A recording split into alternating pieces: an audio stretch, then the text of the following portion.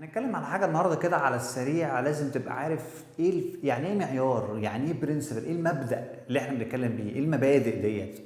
فهنلاقي ان احنا كمبدا بنشتغل بحاجه اسمها مثلا هناخد ميجرمنت برنسبل. الميجرمنت ميجرمنت برنسبل. فهتلاقي مثلا ان واحد يجي يقول لك انا اشتريت حته ارض سنه 2000 مثلا 2000، اشتريت الارض دي ب 15000 دولار سنه ايه 2000. طب انا دلوقتي سنه 2 او 27، انا سنه 27 2027، قطعه الارض اللي كانت ب 15000 دلوقتي تعمل لها سي مثلا 150000 دولار نفترض كده. انا كراجل بسجل اقيس، بعمل مقياس لقيمه الارض ديت، هسجلها دي الميجرمنت قياس الارض بال 15000 ولا بال 150 سنه 27. ده قيمتها الحاليه وده القيمه اللي انا كنت شاري بيها سنه 2000، والارض لسه عندي زي ما هي ومبني عليها المصنع، مبني عليها مصنع، والارض دي بتاعتي وكنت شاريها ب 15000. اسجلها بانهي قيمه، ال 15000 ولا ال 150000 سنه 27؟ وانا ما بعتهاش ولا صرفت فيها ولا اي حاجه، هي زي ما هي، اشتريتها وزي ما هي عندي، بنيت عليها مصنع والمصنع لسه موجود زي ما هو. فهنا دخلنا هنا بقى ايه، ما هو ده اللي انا بقوله لك بقى. المحاسب يقول لك ايه، نسجلها، والله انا رايي نسجلها ب 15000 عشان احنا كنا شارينها ب 15000. واحد تاني يقول لك لا انا اسجلها ب 150000، ده قيمتها دلوقتي عامل في السوق ب 150000، ده انا لو بعتها هجيب 150000، ليه اسجلها ب 15؟ فهنا اختلف المحاسبين اهو بقى. فهنا عشان كده المعايير ظهرت، الجاب الامريكي ظهر، والاي اف ار اس ظهرت، الانترناشونال فاينانشال ريبورتنج ستاندرد ظهرت، والجنرالي اكسبتد اكاونتنج برنسبل ظهرت. قال لك انت هتسجل ازاي؟ فمن ضمن الحاجات قال لك البرنسبل ديت، لما هو بيفكر معاك بيقول لك، بيوضح لك بس كده ايه، ان في حاجات هتقابلك اهو، خلي بالك وانت بتشتغل هتقابلك حاجات، فانت لازم ترجع بيها للمعيار. فقال لك هنا، واحنا في الميجرمنت برنسبل قال لك ان احنا ممكن نسجل بطريقتين، يا اما according بالفير ماركت فاليو او بالفير فاليو، او بالهيستوريكال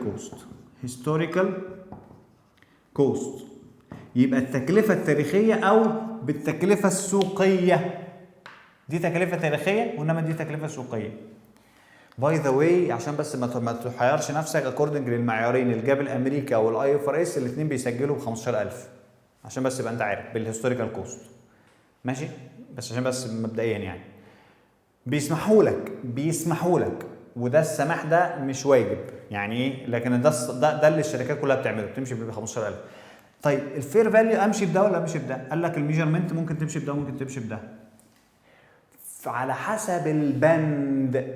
حسب البند اللي انت هتقيمه. طب دي قطعه ارض ومبني عليها مصنع، انا عمري هبيعها؟ لا، يبقى سجلها بالهيستوريكال كوست. ده قطعه ارض وانا ناوي ابيعها، انا حاططها ومسقعها عشان ابيعها، لا، هتسجلها بال 150.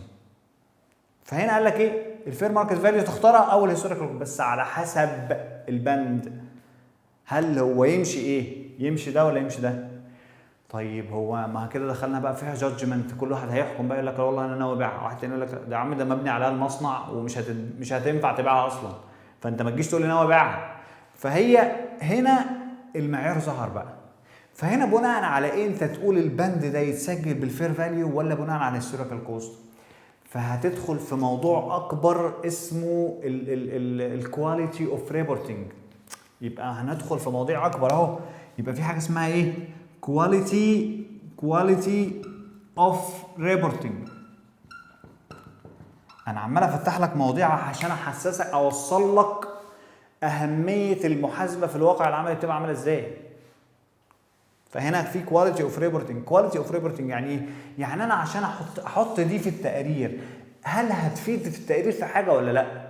فهنا هتدي جوده للتقرير اكتر، احطها ب 15000 ولا احطها ب 150000؟ بالفير فاليو ولا بالهيستوريكال كوست؟ احطها بانهي واحد اكتر؟ فقال لك الكواليتي اوف ريبورتنج لازم تدخل فيها في حتتين كمان. هتدخل في ايه؟ في على حاجه اسمها ريليفنس او حاجه اسمها faithful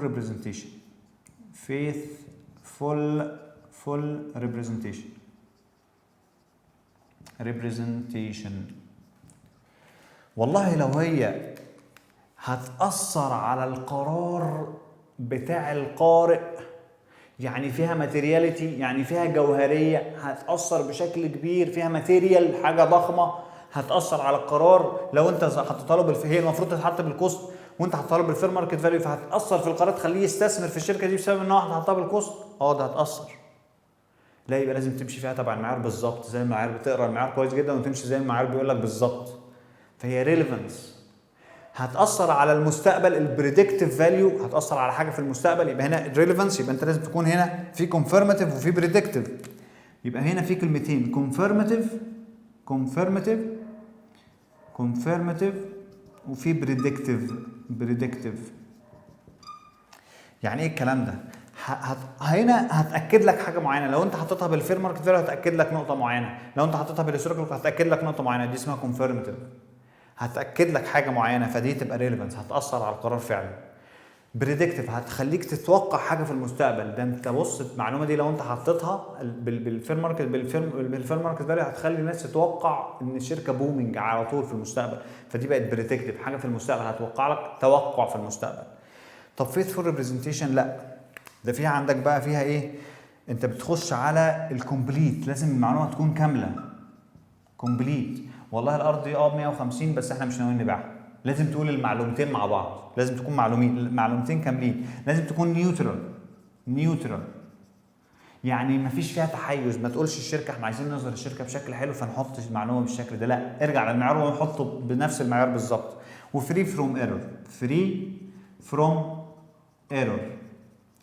طبعا دي تفاصيل كبيره قوي انا مش عايز ادخلك فيها، بس انا عايز اوضح لك ان انت لازم تبقى عارف ان في ميجرمنت برنسبل بتختار فيها يا اما فير ماركت فاليو يا اما هيستوريكال كوست. طبعا احنا كده ضربنا مثال بسيط قوي، ده في مشاكل بتحصل بسبب الموضوع ده، هل نحطها بالفير ماركت فاليو ولا بالسعر السوق زي ما هي دلوقتي في سعرها السوق دلوقتي، ولا بالتكلفه اللي احنا كنا شارينه بيها، في حاجات كتيره قوي بقى. فطبعا اي حاجه احنا نتمنى ان احنا نحطها بالفير ماركت فاليو، اي حاجه، بس هيحصل تلاعب، يعني ممكن واحد يقول لك الارض دي مش ب 150 بقى، يقول لك بقى 200، ما كده ولا حد هيشتري ولا حد هيبيع واحنا مش ناويين نبيع، هيقول لك ب 200، حد هيقول له حاجه، فهيحصل مشاكل. فلا، سيبها بالهيستوريكال كوست احسن، عشان ما حدش يقعد يلعب في الدفاتر بيها اكتر.